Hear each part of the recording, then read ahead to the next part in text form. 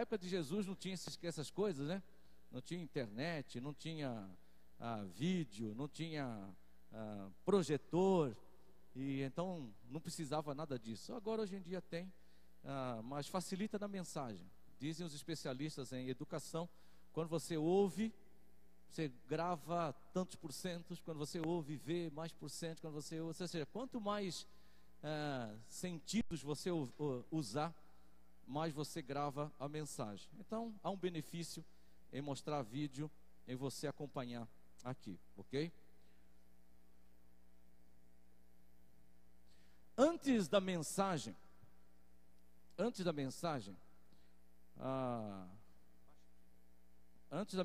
acho que é bastar para vocês não ficarem com o pescoço dolorido até o final da mensagem.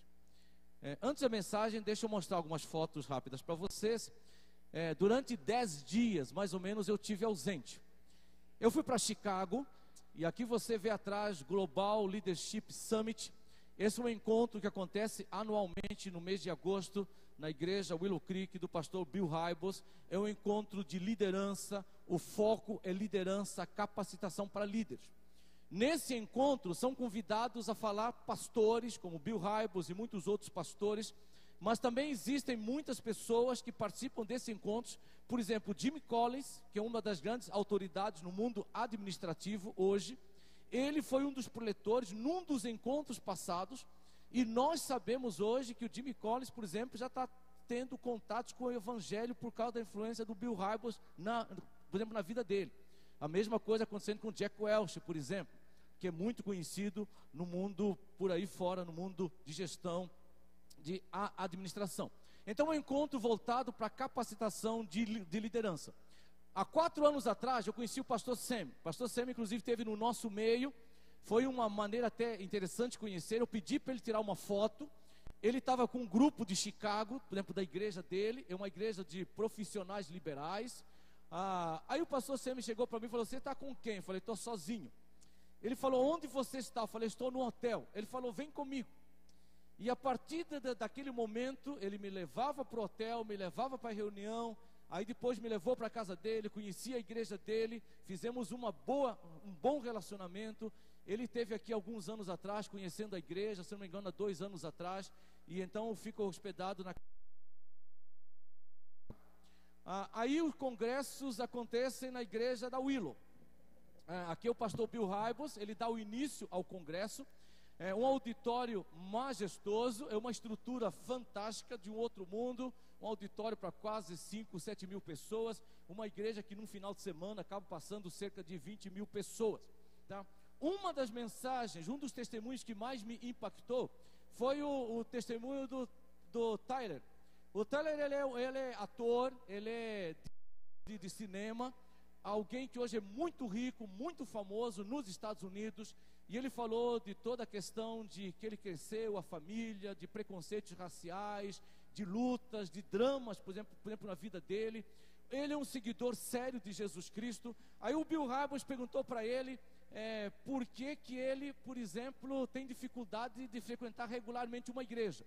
E a resposta que ele deu: ele é muito famoso e rico. Então, quando ele vai numa igreja, as pessoas estão preocupadas com quanto ele vai contribuir financeiramente. Durante o culto pede autógrafos, quer tirar foto deles. Ele falou que ele recebe até bilhetes no culto de mulheres pedindo ele em casamento, tá? E ele falou assim: não dá para me concentrar no culto, não dá para me concentrar na mensagem. Em outras palavras, ele falou: eu não vou desistir da igreja. Em outras palavras, gente, por mais famosa e rica que seja, quando é séria com Deus, ela quer frequentar uma igreja, ela quer ser amada e tratada por ser gente. Ela não quer ser amada e tratada pelo valor que ela contribui, pela fama que ela tem. Então fica um alerta para nós como igreja, crentes em Jesus Cristo, que muitas das vezes temos aquela ideia: quando alguém chega na igreja, é rico ou é famoso, nós começamos a olhar para a pessoa pela fama ou pelo dinheiro, quando na verdade a pessoa não vem à igreja pela fama ou pelo dinheiro, ela vem à igreja porque ela quer ser tratada como gente de Jesus Cristo. Razão pela qual na nova aliança até nós temos a cultura de não tratarmos as pessoas com título de doutor, de fulano, de cicrano. Nós tratamos as pessoas pelo nome, e é isso que as pessoas querem, ser tratadas simplesmente pelo nome, como gente comum. que é amada por ser gente e não amada por causa de um título, de uma posição ou por causa de uma situação financeira. Nos intervalos da Willow, a igreja é tudo isso, é um espaço enorme. Eu acho que o pessoal lá atrás não está vendo, porque a minha imagem está tampando aí atrás, tá? Então, nos intervalos da Willow, o pessoal senta nas gramas. Esse lago aqui é um lago enorme que tem lá, é o lago que eles usam para batismos, etc. Vale a pena você conhecer esta igreja, ok?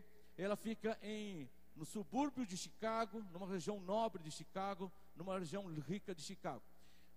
Lá também tive a oportunidade de encontrar o Tiago, que é o meu genro, a Lídia e a Ana Esther, essa menina bonita, fantástica, filha dessa outra linda, fantástica, algumas das mulheres mais belas do mundo, segundo as revistas hoje têm proclamado por aí, tá?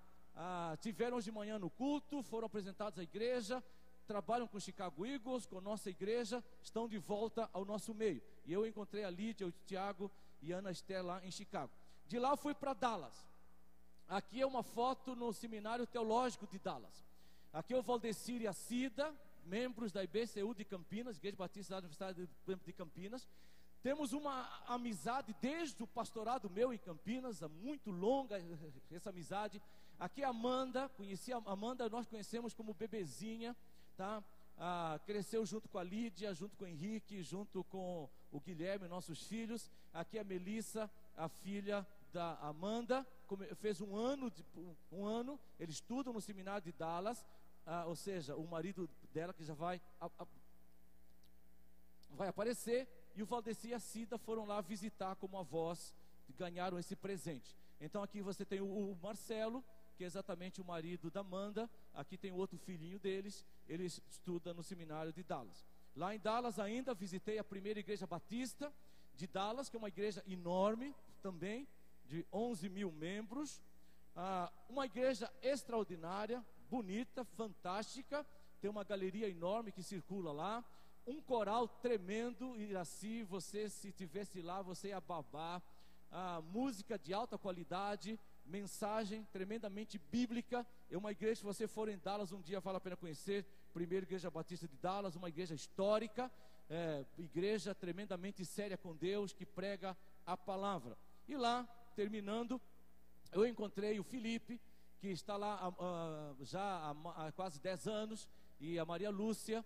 Felipe, quando criança, esteve na nossa igreja, tivemos grupo de estudo, por exemplo, na casa dele, filhos do Minoro, por exemplo, da Mariana, que passaram por essa igreja. E ali eu estive um tempo, então, em Dallas com o Felipe e com a Maria Lúcia também. Aí ontem chegamos, na sexta, ontem vim ministrar no encontro de casais, por exemplo, da nova Igreja Nova Aliança, para casais que não querem tomar a forma deste mundo. Ministério que está retomando no contexto da igreja, com a rede, por exemplo, de casais, liderança do Levi, da Kelly, apoio do Fábio, da Viviane, e nós tivemos cerca de 45 casais presentes, tá? Que não são todos casais da igreja, nem é a maioria dos casais da igreja, mas tivemos um grupo significativo de cerca de 45 casais da igreja presente, num tempo precioso que nós tivemos aqui como casais. Olhe no boletim, participe do próximo encontro, assim como homens, olhe no boletim da igreja, participe do próximo encontro de homens, etc. Das oportunidades que a igreja te dá de você ser ministrado, tanto na questão da família, como na questão da vida como homens, etc. Nós temos alguns projetos que vale a pena você como casal, você como mulher, você como marido, como esposa, participar. Então louvamos a Deus por isso, ok? Abra sua Bíblia em 1 Tessalonicenses 4. Esperança em meio à desesperança. É o título que nós demos nessa série em Tessalonicenses. Esperança em meio à desesperança. Nós estamos na 12ª mensagem no livro de Tessalonicenses. Até o final do ano temos ainda algumas mensagens em Tessalonicenses. Recordando, na 11ª mensagem, nós falamos sobre o amor fraternal. E aí nós estudamos 1 Tessalonicenses, capítulo 4, versículo 9 ao versículo 12. E nós vimos que o amor fraternal em Cristo Jesus impulsiona-nos ao relacionamento com o próximo e ao envolvimento com as suas necessidades. Conforme eu falei hoje pela manhã, eu tenho percebido que é muito comum, eu inclusive faço isso, e eu não estou recriminando que você faça isso, é muito comum que quando alguém coloca no Facebook, ou alguém coloca, manda um e-mail compartilhando alguma necessidade, algum problema, alguém curte lá e aí coloca assim, orando. Ou então a pessoa responde o e-mail e fala assim, orando. Esses dias eu estava pensando sobre isso, inclusive quando eu coloco a palavra orando. Me parece que às vezes esse orando, ele dá a ideia que eu estou cumprindo com a minha responsabilidade. E a minha responsabilidade ao tomar conhecimento de uma necessidade é orar. No entanto, o que nós vimos na mensagem, na 11ª mensagem, é que o amor fraternal, ele me impulsiona a orar sim, mas ele também me impulsiona ao relacionamento com o próximo e ao envolvimento com as suas necessidades. Que é mais ou menos aquela ideia, eu estou orando pela construção. Tá, mas eu estou contribuindo pela construção, se Deus me dá recursos financeiros e eu posso contribuir pela construção. Eu estou orando pelo pastor Adelino. Quem não sabe, pastor Adelino, pastor angolano, que nós recebemos no nosso meio, que está hospedado na casa do André e a família Messias, passou por uma cirurgia, por isso que não está, por exemplo, hoje, nem pela manhã, por exemplo, nem à noite, se recupera de uma cirurgia, a partir da manhã vai ficar hospedado na minha casa, juntamente com a Raquel, até o seu regresso para Angola, tá? Então eu estou orando pelo pastor Adelino, mas eu posso visitar o pastor Adelino, antes do pastor Adelino voltar para Angola, eu posso, por exemplo, convidar o pastor Adelino, levar ele no shopping center, e dar de presente para ele, comprar uma camisa, tá? Antes do pastor Adelino ir para Angola, eu posso comprar um presente para a bebê dele que nasceu, e ele levar como presente, como lembrança. Ou seja, eu posso orar, mas eu posso fazer mais alguma coisa por ele. Ah, eu sei que tem alguém desempregado na igreja, eu estou orando, tá? Eu estou orando pela pessoa desempregada, mas será que eu posso ajudar a pessoa desempregada com uma cesta básica? Será que essa pessoa precisa de remédios? Eu posso ir na farmácia, pegar a receita e comprar remédio para aquela pessoa. Ah, eu estou orando pela pessoa que está doente, mas será que eu posso visitá-la? Eu não quero dizer com isso que todo mundo pela qual eu oro, eu tenho que contribuir, eu tenho que visitar, eu tenho que fazer alguma coisa. Há pessoas que não dá.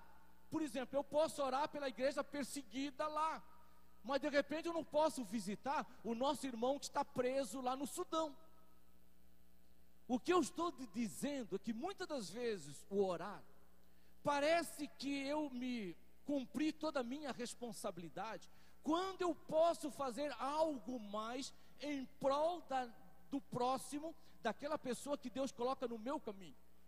Então o amor fraternal, ele faz isso. Ele se envolve com o próximo, ele se envolve com as suas necessidades. Além disso, ele nos impulsiona a fugir do mau testemunho. Mau testemunho que vem pelo viver indecente, mas ao mesmo tempo a fugir de uma dependência desonrosa uns dos outros. Eu não vou ler os textos, não vou me aprofundar na mensagem. Entra no site da igreja, você tem o texto, você tem a mensagem. Mensagem de hoje, 12ª mensagem: consolo diante de uma triste realidade chamada morte. Essa mensagem, ela teve uma parte dela terminada no dia 20 de agosto. Dia 20 de agosto eu acordei pela manhã, eu estava em Dallas, no hotel. Eu acordei, fui tomar o café da manhã e eu comecei a chorar à mesa do café. E era um choro profundo, triste. Eu me levantei da mesa, fui numa sala de recepção, me sentei naquela sala e eu não conseguia parar de chorar. Provavelmente algumas pessoas olhavam para mim e diziam assim: o que esse homem está chorando? Eu me levantei, saí do hotel, eu fui em direção ao carro, que eu tinha alugado um carro, E eu entrei no carro, que eu falei, eu vou sair, eu vou para algum lugar. Eu entrei no carro e eu continuava chorando. Por que eu estava assim naquele dia? Daqui a pouco eu vou responder para você. Abra sua Bíblia em 1 Tessalonicenses 4. Versículo 13, o apóstolo Paulo fala: irmãos, 1 Tessalonicenses 4,13, irmãos, não queremos que vocês sejam ignorantes quanto aos que dormem, para que não se entristeçam como os outros que não têm esperança. Se cremos que Jesus morreu e ressurgiu, cremos também que Deus trará mediante Jesus e com ele aqueles que nele dormiram. Versículo 15, dizemos a vocês pela palavra do Senhor que nós, os que tivermos vivos, os que ficarmos até a vinda do Senhor, certamente não precederemos os que dormem, pois dada a ordem com a voz do arcanjo, o ressoar da trombeta, o próprio Senhor descerá dos céus e os mortos em Cristo ressuscitarão primeiro. Depois nós, os que estivermos vivos, seremos arrebatados com eles nas nuvens para o encontro com o Senhor nos ares. E ele fala no final do versículo 17: e assim estaremos com o Senhor para sempre. Por causa dessa esperança. Versículo 18, o apóstolo Paulo fala: consolem-se uns aos outros com essas palavras. É do versículo 18, consolem-se uns aos outros com essas palavras, que vem o título da mensagem desta noite: consolo diante de uma triste realidade chamada morte. O que nós vamos ver, por exemplo, nesta noite e ouvir, é que a revelação divina, não a especulação humana, não é o espiritismo, não são os dogmas da Igreja Católica Apostólica Romana, não é o budismo, não é o confucionismo, não é a filosofia grega, não é o conhecimento humano, mas é a revelação divina, revelação através dos apóstolos, dos profetas, revelação através do Senhor Jesus Cristo nos últimos dias, revelação pela Bíblia, a palavra de Deus. Revelação essa que vem pelo Espírito, que ilumina a nossa mente para compreendermos a palavra e que ao mesmo tempo nos capacita para colocarmos a palavra de Deus em prática. Esta revelação, ela nos dá respostas. Desde a antiguidade, o ser humano sempre buscou respostas para perguntas sobre a morte, sobre a vida e sobre a vida após a morte. E para muita gente ainda isso é um grande mistério. O que é a vida? O que é a morte? Para onde nós vamos depois que nós morremos? Há ou não vida após a morte? Para muitas pessoas isso é um grande mistério. Mas a palavra de Deus nos dá respostas para essas perguntas. Agora, respostas que nos dão consolo, respostas que nos dão esperança diante de uma realidade chamada morte. Vamos pensar em 3 perguntas que a palavra de Deus nos dá. A primeira delas é: qual é o resultado da ignorância acerca dos que dormem? 1 Tessalonicenses capítulo 4, versículo 13: irmãos, não queremos que sejam ignorantes. Muitas das vezes nós somos ignorantes, nós não conhecemos o que a Bíblia fala. Às vezes temos até conhecimento religioso, mas não conhecimento bíblico. E Paulo está dizendo: não queremos que sejam ignorantes. Ignorantes a respeito de quê? No texto aqui, a respeito dos que dormem. É interessante que Paulo usa a palavra dormir, é a mesma palavra que Jesus usa em João 11. Se você olhar a sua Bíblia lá, Evangelho de João, capítulo 11, você vai perceber que diante da morte de Lázaro, Jesus chega, João capítulo 11, e olha o que Jesus fala no versículo 11. Depois de dizer isso, prosseguiu dizendo, Jesus falando, João capítulo 11, versículo 11: nosso amigo Lázaro adormeceu, mas vou até lá para acordá-lo. Na verdade, Lázaro estava morto, mas Jesus usa a mesma expressão que Paulo. Está dormindo. É interessante quando você dorme e você espera acordar. Ou quando alguém fala para você: ela, vou dormir, vou descansar um pouco. você espera, sabe que essa pessoa está dormindo e por breve tempo ela vai acordar, ok? Essa expressão dormir é a expressão que Paulo usa para todas as pessoas que partem deste mundo, crentes, discípulos, filhos de Deus, pela fé em Jesus Cristo. Paulo usa essa expressão como se as pessoas estivessem dormindo, elas morreram, mas é como alguém que em breve tempo vai acordar. Simplesmente uma expressão que mostra que o dormir é um estado temporário. Também a morte para o cristão é um estado temporário, porque ele vai acordar. Em outras palavras, ele vai ressuscitar. Daqui a pouco nós vamos entender isso um pouco melhor, o que é a ressurreição. E a ressurreição de quê? Do espírito ou do corpo? Mas vamos responder isso daqui a pouco. Aí o apóstolo Paulo começa a falar então a respeito da ignorância. Esse quadro que você tem aí atrás é um quadro de Edvard. Eu não sei se o sobrenome correto seria Munch ou Munch, porque é um cara norueguês, M-U-N-C-H, então não sei a pronúncia disso em norueguês ou a língua lá que eles falam lá. Mas é um quadro que ele fez na 1893, mais ou menos, a época do chamado expressionismo, tá? Esse quadro é o quadro conhecido como O Grito, tá? É um quadro que mostra angústia e ao mesmo tempo mostra um desespero existencial. Ele tem uma história de vida de um pai que era dominador, o Edvard, de uma irmã, de uma mãe que morre, de uma vida cheia de traumas. E esse quadro retrata exatamente a angústia e o desespero existencial diante de uma vida onde não há consolo e onde não há esperança. O que o apóstolo Paulo diz é que a ignorância a respeito daqueles que morrem em Cristo, ela também produz uma tristeza, mas uma tristeza sem esperança. Em outras palavras, produz uma angústia, uma tristeza profunda. Agora, Paulo não está dizendo que nós não devemos nos entristecer.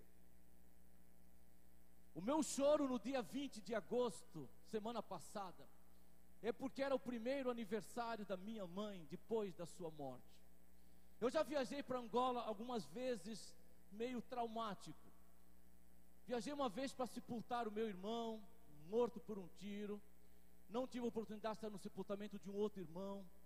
O corpo chegando lá, congelado, no necrotério. Eu chegando do aeroporto, indo direto para o necrotério, retirar o corpo do meu irmão, família me esperando. Como pastor no contexto da família, ministrar no culto, no sepultamento do meu irmão. Aconteceu isso no sepultamento do meu pai. Pegar o avião, atravessar o oceano, de novo ir para um lugar, retirar um corpo congelado, de novo participar de um culto, ministrar num culto, no sepultamento do meu pai. A última vez foi na minha mãe. Cheguei lá em Luanda, a minha mãe veio a falecer no dia que eu cheguei em Luanda. Aí eu fui com a minha irmã lá no hospital, de novo fui encontrar o corpo da minha mãe, num lugar. No dia 20, as lembranças me vieram. E uma coisa muito interessante, há coisas que eu não esqueço. Eu não esqueço, por exemplo, o dia que nós fomos visitar a Claudinha, em que eu tive a responsabilidade de chegar para a Claudinha, filha do Eduardo, que lidera o Ministério Belém hoje, juntamente com a Noemi, sua nova esposa.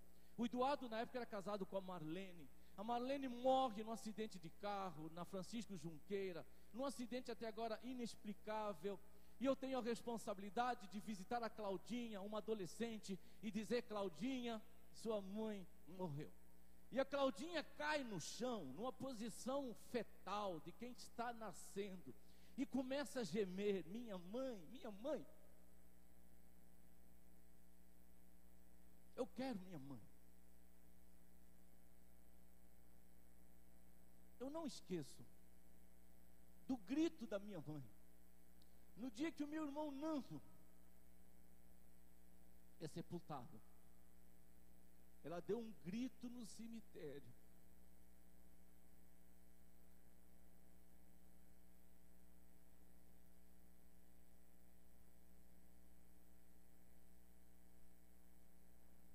A morte é dura.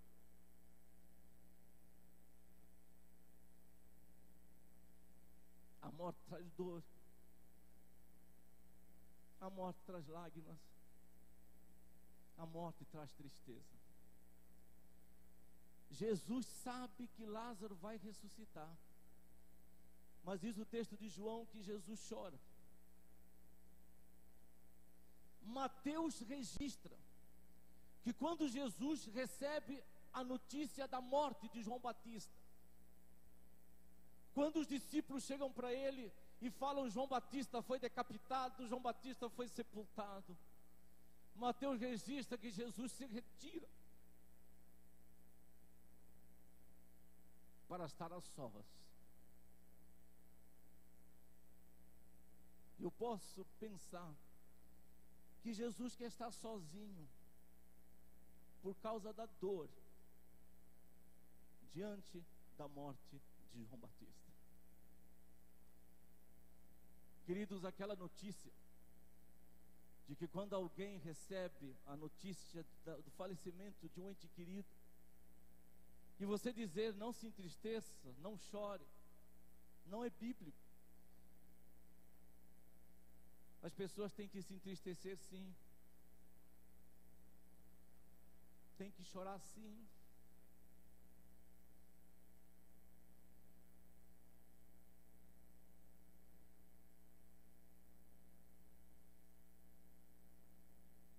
Mas Paulo diz: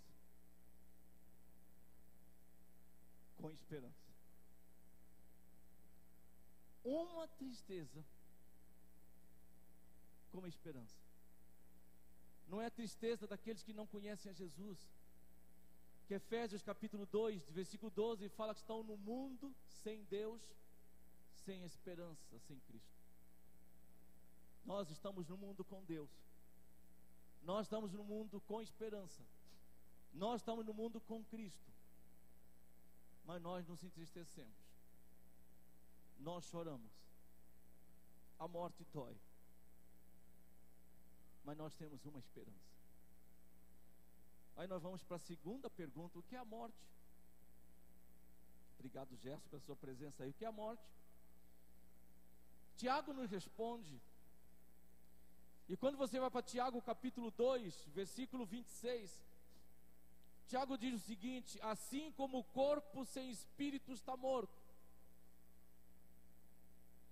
a morte é o corpo sem o espírito. A morte é o corpo sem a alma. Isto é a morte, Tiago 2, 26. A morte espiritual é a separação do homem com Deus. A morte social é a separação do homem com o seu próximo.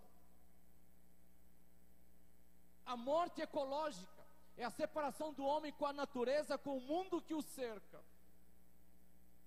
A morte física é a separação do corpo com a alma, com o espírito. E ainda dentro desta pergunta, o que é a morte? Aí surge a pergunta: então para onde vai a alma? Para onde vai o espírito daqueles que morrem? A palavra de Deus nos responde. Vamos lá para Lucas capítulo 16. Evangelho segundo São Lucas capítulo 16, versículo 19. Nós não vamos ler até o versículo 31, vamos ler apenas uma parte. Havia um homem rico que se vestia de púrpura e de linho fino e vivia no luxo todos os dias. Diante do seu portão fora deixado um mendigo chamado Lázaro, coberto de chagas. Este ansiava comer o que caía da mesa do rico, até os cães vinham lamber suas feridas. Chegou o dia em que o mendigo morreu e os anjos o levaram para junto de Abraão. O rico também morreu e foi sepultado. No Hades, aonde estava atormentado, ele olhou para cima e viu Abraão de longe, com Lázaro ao seu lado. Então clamou: Pai Abraão, tem misericórdia de mim. Versículo 24 de Lucas 16. e manda que Lázaro molhe a ponta do dedo na água e refresque a minha língua, porque eu estou sofrendo muito neste fogo. Abre-se um parênteses aqui para dizer que o rico não está no céu, não está no inferno porque ele é rico. Lázaro não está no céu porque Lázaro é pobre. O que faz a diferença de céu e inferno não é riqueza e pobreza, não é cultura ou ausência de cultura formal, não é status social, não é nome, não é nada disso, não é raça. O que faz a diferença entre o céu e o inferno é a fé em Jesus Cristo como único e suficiente Salvador, ou a incredulidade, a rebeldia, a negação de Jesus Cristo como Senhor e Salvador. O rico, ele tem Lázaro na sua porta. Lázaro era pobre, mendigo, um homem cheio de chagas, ferido, num estado miserável, de uma indignidade humana tão grande, ao ponto dos cães lamberem as suas feridas. No entanto, aquele homem que era rico, que tem recursos para cuidar de Lázaro, que tem recursos para cuidar das suas feridas, que tem recurso para dar àquele homem uma vida em condição, ele não faz absolutamente nada, mostrando a sua falta de temor a Deus, mostrando a sua falta de amar a Deus sobre todas as coisas e amar o próximo como a si mesmo. Era um homem que vivia para si mesmo, para a sua própria riqueza, para a sua própria vida. Ele não vivia para Deus, não vivia para o próximo. E esse homem é como aquele outro que Jesus fala louco,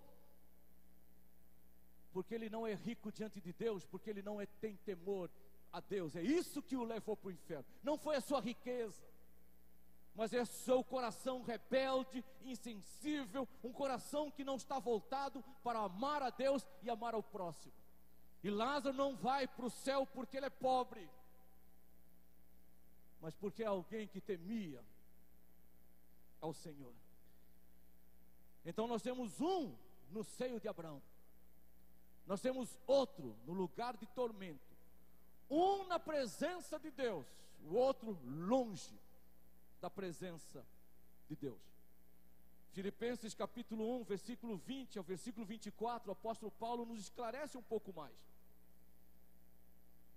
Filipenses capítulo 1, versículo 20, Paulo fala: não tenho, estou lendo o capítulo 2 igual de manhã. Filipenses 1, 20, Paulo fala assim: aguardo ansiosamente, Filipenses 1, 20, e espero que nada serei envergonhado. Ao contrário, com toda a determinação de sempre, também agora Cristo será engrandecido em meu corpo, quer pela vida, quer pela morte. Convicção de Paulo, versículo 21, porque para mim o viver é Cristo e o morrer é lucro. Mas por que era lucro para Paulo? A razão de Paulo para viver é Cristo, a satisfação de Paulo é Cristo, o sentido de Paulo é Cristo, a realização de Paulo é Cristo, o propósito de Paulo é Cristo. Mas ele fala: mas para mim o morrer é lucro. Em outras palavras, eu ganho mais morrendo do que estando vivo. Por quê? Versículo 22. Caso eu continue vivendo no corpo, terei fruto do meu trabalho e já não sei o que escolher. Versículo 23, estou pressionado dos dois lados. Paulo dizendo: desejo partir e estar com Cristo. Isso que acontece. A pessoa que morre, que é crente no Senhor Jesus Cristo, que é filho de Deus pela fé em Jesus Cristo, que verdadeiramente é discípulo de Jesus Cristo, quando ela parte deste mundo, ela está com Cristo. Versículo 23, o que é muito melhor. 1 Tessalonicenses capítulo 4, não é 1 que está ali, eu não ia corrigir. 1 Tessalonicenses capítulo 4, versículo 14, Paulo fala: se cremos que Jesus morreu e ressuscitou, queremos também que Deus trará mediante Jesus e com ele aquele que neles dormiram. Olha aqui que ele fala: Jesus trará com ele. Se ele traz com ele, quando Jesus voltar, é porque as pessoas estão com ele. Quem está com Jesus? Paulo fala: os que dormiram. Em outras palavras, os que morreram, filhos de Deus, discípulos de Deus, os que morreram crentes em Jesus Cristo. Então a alma daquele e o espírito dos que morrem, sendo filhos de Deus, eles vão para a presença de Deus. Daqueles que morrem, que não são filhos de Deus, que não tem a fé em Jesus Cristo como seu único e suficiente Salvador, a sua alma, o seu espírito vai para o inferno, e depois aquilo que Apocalipse fala, o lago de fogo e enxofre, esperando a condenação eterna, ou seja, estão eternamente separados de Deus. É isso que a Bíblia chama de morte eterna. Aí vamos para a última pergunta antes da conclusão. Qual é a esperança que nós devemos ter então? Qual é a esperança que eu, Domingos, devo ter diante do falecimento do meu pai, um homem que partiu crente em Jesus Cristo, do falecimento do meu irmão Sansão, que partiu crente em Jesus Cristo, do falecimento do meu irmão Fernando, que partiu crente em Jesus Cristo, do falecimento da minha mãe, que partiu crente em Jesus Cristo, do falecimento da minha avó Guilhermina, que cresceu conosco, que era uma mulher temente a Deus, que partiu crente em Jesus Cristo. Qual é a esperança que eu devo ter? Qual é a esperança que nós devemos ter diante das pessoas que partem e eram pessoas fiéis ao Senhor? Qual é a esperança que nós devemos ter para nós que estamos vivos, quando Jesus Cristo voltar? E se Jesus Cristo voltar, nós ainda estivermos vivos? Paulo responde isso, olha lá em 1 Tessalonicenses capítulo 4, versículo 14, ele diz o seguinte, 1 Tessalonicenses 4, 14, se cremos que Jesus morreu e ressurgiu, cremos também que Deus trará, mediante Jesus e com Ele, ou seja, aqueles que já morreram estão com Jesus, aquele que neles dormiram. Dizemos a vocês pela palavra do Senhor que nós, os que tivermos vivo, vamos imaginar que Jesus Cristo volta hoje. Meu irmão, minha mãe, minha avó, meu pai, etc., que morreram com Cristo, vão voltar com Cristo. Nós, os que tivermos vivos, seremos arrebatados. Versículo 15, dizemos a vocês pela palavra do Senhor que nós, os que tivermos vivos, os que ficarmos até a vinda do Senhor, certamente não precederemos os que dormem, pois dada a ordem com a voz do arcanjo e o ressoar da trombeta de Deus, o próprio Senhor descerá dos céus e os mortos em Cristo ressuscitarão primeiro. Depois nós, os que tivermos vivos, quando Jesus Cristo voltar, seremos arrebatados com eles nas nuvens. Nós quem? Nós todos que cremos em Jesus Cristo como nosso único e suficiente Salvador, para o encontro com o Senhor nos ares, e assim estaremos com o Senhor para sempre. E aqueles que não forem arrebatados serão aqueles que não são salvos, com certeza. Aí a Bíblia vai falar sobre a destruição do céu, da terra, melhor falando, vai falar sobre novos céus, nova terra, vai falar sobre uma nova realidade, e vai falar da eternidade com Cristo, com Deus, daqueles que são filhos de Deus, e a eternidade sem Deus, daqueles que não são filhos de Deus. Ou seja, os mortos ressuscitarão. Esses dias eu estava lendo 1 Coríntios capítulo 15, e eu já li esse texto várias vezes, mas tem horas que você lê e não percebe certas coisas. Acontece com você, acontece comigo. Não é pelo fato de eu ser pastor que toda hora que eu leio a Bíblia tudo fica muito claro. Às vezes não, às vezes sim. E eu já li 1 Coríntios 15 várias vezes. Eu já preguei 1 Coríntios 15 várias vezes. Várias vezes já falei sobre ressurreição. Mas eu nunca percebi um detalhe que está tão claro em 1 Coríntios. Em outras palavras, é aquele insight, aquele abrir de olhos que o Espírito Santo dá para mostrar coisas que às vezes nós lemos e não percebemos. O que me chamou a atenção? Olha lá em 1 Coríntios capítulo 15. Vale a pena em casa você ler todo o capítulo. Nós não vamos ler por uma questão de tempo. Então eu vou para o versículo 35. Paulo fala assim: mas alguém pode perguntar, como ressuscitam os mortos? Com que espécie de corpo verão? Versículo 36, insensato. Como quem diz, espera aí, você não sabe isso? Então deixa eu te explicar. O que você semeia não nasce a não ser que morra. Ou seja, se você vai semear grão de trigo, ele tem que morrer primeiro. O grão de trigo morre, ele cai na terra, morre, e aí ele produz vida. Quando você semeia, não semeia o corpo que virá a ser. Ou seja, hoje a gente planta às vezes coqueiro inteiro, planta inteira, mas Paulo está dizendo algo que você planta a partir da semente.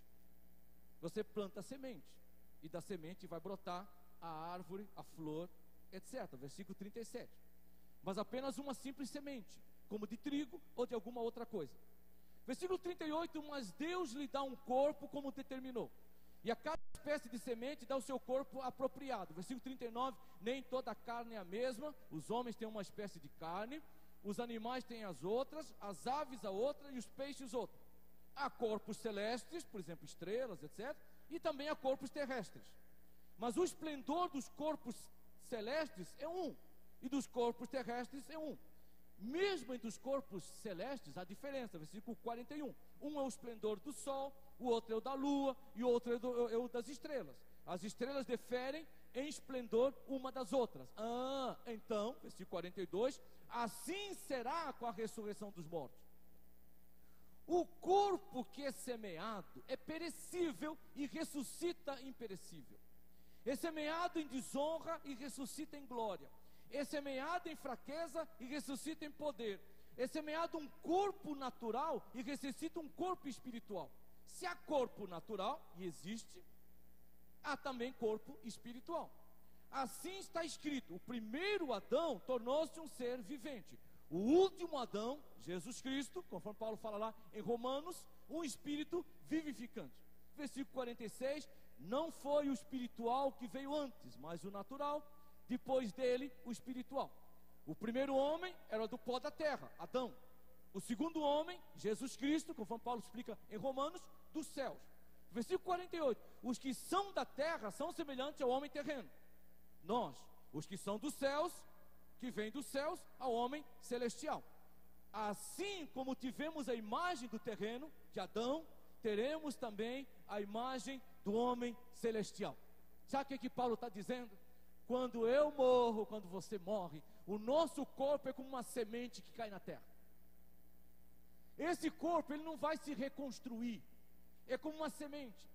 A partir deste corpo, nasce um novo corpo. É como de uma semente que brota uma árvore, brota uma flor. A partir dessa semente, nasce um novo corpo. Não mais um corpo corruptível, não mais um corpo que tem a presença do pecado, não mais um corpo que luta contra a tentação, não mais um corpo que envelhece, não mais um corpo que morre, não mais um corpo que adoece, mas um corpo glorificado à semelhança do corpo de Jesus Cristo. Então o que ressuscita? É o espírito e a alma? Não, o espírito e a alma estão com Deus. Que ressuscita é o corpo, e sai um novo corpo, e esse espírito, ele vai se encontrar com esse corpo, mas é um corpo glorificado, é um novo corpo que é dado à semelhança de Jesus. E é isso que exatamente Paulo explica em Filipenses 3, versículo 20 e 21. Aquele texto de Atos 17 está ali para dizer que quando Paulo falou sobre a ressurreição, lá em Atos havia pessoas que zombavam de Paulo, porque não acreditavam na ressurreição. Filipenses capítulo 3, versículo 20 e 21, olha aqui que Paulo fala: a nossa cidadania, porém, está nos céus, de onde esperamos ansiosamente o Senhor, o Salvador, o Senhor Jesus Cristo. Versículo 21, pelo poder que o capacita a colocar todas as coisas debaixo do seu domínio, Ele transformará os nossos corpos humilhados, os nossos corpos de Adão, os nossos corpos terrenos, os nossos corpos corruptíveis, Ele transformará semelhante ao corpo glorioso, semelhante a um corpo espiritual, a um corpo celestial, semelhante ao corpo de Jesus Cristo após a ressurreição. Essa é a esperança que nós temos, a esperança do arrebatamento dos vivos, quando Jesus Cristo voltar, e a esperança da ressurreição daqueles que morreram em Jesus Cristo, cujos espíritos, almas já estão na presença do Senhor, mas que terão um dia corpos ressuscitados, e estarão assim também, não só em alma, mas em alma e corpo glorificado, em espírito e corpo glorificado, estarão para sempre na presença do Senhor. Essa é a esperança, e essa esperança produz o quê? Produz consolo. E aquilo que Paulo fala no versículo 18: consolai-vos uns aos outros com essas palavras. E o que nós devemos estar levando é exatamente o consolo. Então, quando alguém está triste, não diga para a pessoa: crente não fica triste, crente não chora, crente fica triste, chora. Jesus ficou triste, chorou. Jesus não repreendeu Marta e Maria quando choraram diante da morte de Lázaro, porque o próprio Jesus chorou. O que Jesus levou foi uma esperança de ressurreição. A palavra de Jesus: aquele que crê em mim, ainda que morra, viverá. E ele perguntou: crês nisso? Ela falou: sim, eu creio que tu és o Filho de Deus. Jesus falou: eu sou a ressurreição e a vida. Então leve o consolo da palavra de Deus. Consolo que, conforme diz Paulo em Coríntios, Deus é um Deus de todo consolo. Deus é um Deus de todo encorajamento. E o consolo de Deus é completo e perfeito em toda a situação. Concluindo, quais são os desafios que nós temos daqui? Quero citar. O primeiro deles, exatamente temer e tremer diante da realidade da morte sem Cristo. Hebreus 9 fala que o homem está destinado a morrer uma só vez. Não existe a reencarnação conforme os espíritas ensinam. Não existe a ideia de interceder pelos mortos. Não existe purgatório, não existe nada. O que existe é aos homens está ordenado morrer uma só vez. Lázaro morreu 2 vezes, porque ele foi curado, foi ressuscitado. E ali alguém, Deus pode até ressuscitar alguém, hoje pode, mas não é uma ressurreição para a eternidade. Lázaro voltou a morrer, porque ele foi ressuscitado por um tempo temporário. Ele não ressuscitou com um corpo glorificado, ele ressuscitou com o mesmo corpo de Lázaro, com o mesmo corpo de Adão, com o mesmo corpo corruptível. Mas a não ser nesses casos que a pessoa ressuscita como Lázaro e morre de novo, de um modo geral, os homens morrem uma só vez. E a Bíblia fala que depois disso existe o prestar contas a Deus. E João 3,36 fala que quem crê no Filho tem a vida. Quem não crê no Filho não terá a vida, mas sobre ele permanece a ira de Deus. Então tema e trema diante dessa realidade: eu vou morrer, você vai morrer. Um dia nós vamos prestar contas a Deus. E a grande pergunta é: como você vai se apresentar diante de Deus? Será que nós vamos nos apresentar diante de Deus pela fé em Jesus Cristo, na certeza da vida eterna? Ou nós vamos ouvir de Jesus: não vos conheço, malditos para o fogo eterno, porque vocês não creram em mim como único e suficiente Salvador? Qual é a nossa condição? Como nós vamos nos apresentar diante do Senhor? Cabe a mim e você responder. Mas ao mesmo tempo cabe a mim e você, que já cremos nessa mensagem, proclamarmos às pessoas que estão lá fora, que são da nossa família, nossos amigos, nossos colegas, nossos companheiros, que precisam saber que só existe um caminho, uma verdade, uma vida. Só existe a salvação, a vitória sobre a morte, e a vida eterna, ela só é possível através da fé na pessoa de Jesus Cristo. Segunda coisa, no Espírito Santo, persista no viver em santificação. Hebreus capítulo 2, versículo 14, diz claramente, Hebreus 2,14, que sem a santidade ninguém verá o Senhor. Hoje, a intimidade com Deus é com aqueles que procuram uma vida de santificação. Santificação, conforme nós já ouvimos, não é ser perfeito, mas é uma vida constante de confissão, de reconhecimento, de abandono de pecado, onde dia após dia nós somos transformados à imagem de Jesus Cristo. Capítulo 22, último livro da Bíblia, nós podemos ler o seguinte, Apocalipse capítulo 22, olha que fala a palavra de Deus, versículo 10, então me disse, terminando o livro de Apocalipse, não cele as palavras da profecia deste livro, pois o tempo está próximo. Continue o injusto a praticar injustiça, continue o imundo na imundícia, continue o justo a praticar justiça, e continue o santo a santificar-se. Aquele que é santo, ele continua se santificando. Se nós temos a esperança que um dia vamos nos encontrar com o Senhor, temos que buscar uma vida cada vez mais descompromissada com a prática do pecado, e esta vida é possível no poder e na capacitação do Espírito Santo. E ele fala no versículo 12: eis que venho em breve, Apocalipse 22, 12. A minha recompensa está contigo, e eu retribuirei a cada um de acordo com o que fez. Eu sou o alfa e o ômega, o primeiro e o último, o princípio e o fim. Em outras palavras, eu sou o Deus eterno. Versículo 14: felizes os que lavam as suas vestes, vestes lavadas, santificadas no sangue do Cordeiro, e assim têm o direito à árvore da vida, e podem entrar na cidade pela porta. Agora atenção, cuidado, versículo 15: fora ficam os cães. É interessante que o livro de 2 Pedro capítulo 2, versículo 20, fala de pessoas que ouviram a palavra. Olha lá 2 Pedro capítulo 2, versículo 20. 2 Pedro capítulo 2, versículo 20, cuidado. 2 Pedro 2,20 diz o seguinte: se tendo escapado das contaminações do mundo, por meio do conhecimento de nosso Senhor e Salvador Jesus Cristo, encontram-se novamente nelas enredados e por elas dominados, e estão em pior estado do que no princípio. Versículo 21, teria sido melhor que não tivessem conhecido o caminho da justiça, do que depois de o terem conhecido, voltarem as costas para o santo mandamento que lhes foi transmitido. Confirma-se neles o que é verdadeiro provérbio: o cão volta para o seu vômito, assim como a porca lavada volta a revolver-se na lama.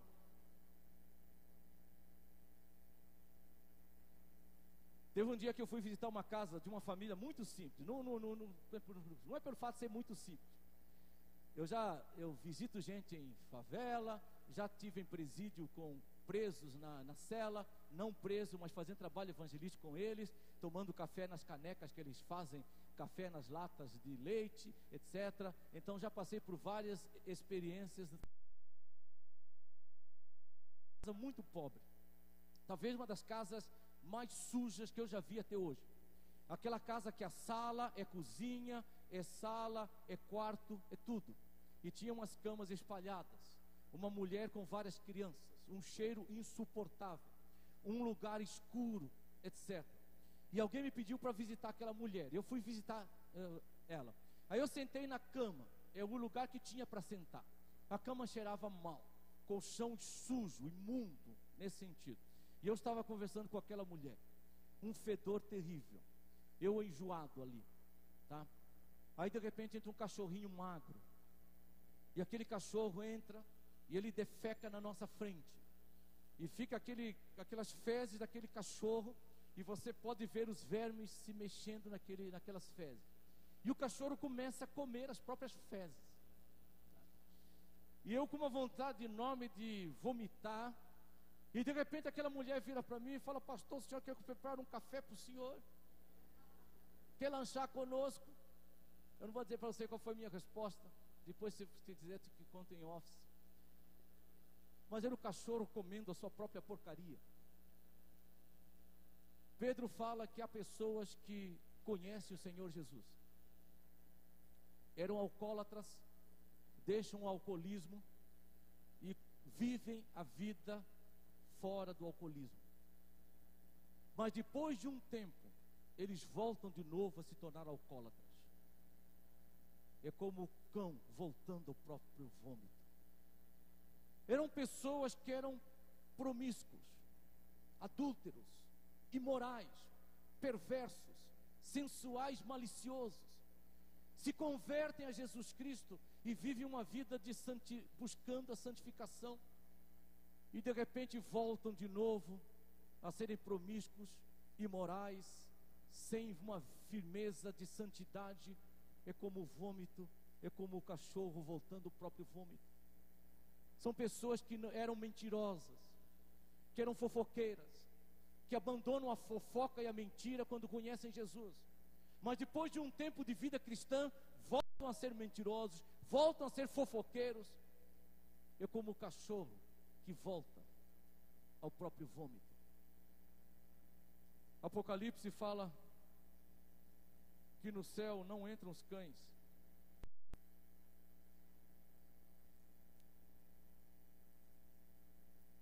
Diz no versículo 12: fora ficam os cães, os que praticam feitiçaria, os que cometem imoralidade sexual, os assassinos, os idólatras e todos que amam e praticam mentira. Presta atenção nessa palavra: amam e praticam. Não é a pessoa que sinceramente luta contra o pecado, não é a pessoa que sinceramente se arrepende, não é a pessoa que sinceramente busca uma vida séria com Deus, mas ainda assim, eu e você, nós pecamos. Não é a essas pessoas que Paulo está dizendo, porque todos nós diariamente lutamos contra o pecado, mas são pessoas que amam e praticam o pecado. Essas pessoas não têm lugar no reino dos céus, porque conforme diz João, aquela pessoa que nasceu de novo, ela não tem o pecado como prática de vida. E por último, nós temos que levar o consolo divino, ter e levar o consolo para as pessoas que se entristecem, que choram diante da realidade da morte daqueles que partem como filhos de Deus em Cristo Jesus. Hoje pela manhã um senhor chegou para mim depois da mensagem e falou: pastor Domingos, se o meu pai morreu sem Cristo, existe alguma coisa que eu ainda posso fazer por ele? Eu falei: absolutamente nada. Ele falou: então quer dizer que nós podemos fazer apenas pelos vivos? Eu falei: sim. Nós não podemos fazer nada pelos mortos, mas podemos fazer pelos vivos. Levar os vivos a mensagem do Evangelho de Jesus Cristo, a mensagem que dá esperança, a mensagem que dá consolo. Vamos baixar as nossas cabeças e vamos orar. Nós queremos, ó Deus e Pai, em nome de Jesus, te pedirmos que nós possamos viver de acordo com a Tua palavra. Saber que não só para as questões de vida e morte, mas para todas as outras questões da nossa vida, a Tua palavra nos dá respostas que dão consolo e dão a esperança. Por isso, ó Pai, ministra pelo Teu Espírito no coração de cada um de nós presente aqui nesta noite, fazendo a obra que o Senhor quer, para que nós sejamos mais e mais transformados à semelhança de Jesus Cristo. No nome dele que nós oramos. Amém. Se você não morrer hoje ou amanhã, ou eu não morrer hoje ou amanhã, se eu não estiver no seu sepultamento, ou você não estiver no meu sepultamento, eu espero te ver. Quarta-feira temos encontro de oração, vou estar ministrando aqui sobre Tiago. Durante a semana tem os grupos pequenos nos lares, e todos os grupos pequenos estão mobilizados no mês de agosto, setembro, outubro e novembro, para jejum e oração. Entre eles, orarmos por pessoas que precisam ser convertidas. Participe de um grupo pequeno, olhe no boletim a relação dos grupos pequenos, tá? Ao mesmo tempo, sexta-feira tem conferência missionária à noite, sábado à noite, domingo de manhã tem a conferência, por exemplo, os workshops, não, sábado por exemplo, de manhã, domingo à noite, celebração coletiva e pela manhã, conferência missionária. Então, se eu não morrer e você não morrer, eu espero te ver nos próximos eventos da vida da igreja, além disso, no dia a dia da semana. Agora, viva cada dia da sua vida como se fosse o último dia da sua vida nesta vida, mas ao mesmo tempo, usufrua cada dia da sua vida com a perspectiva da eternidade em Deus, através de Jesus Cristo.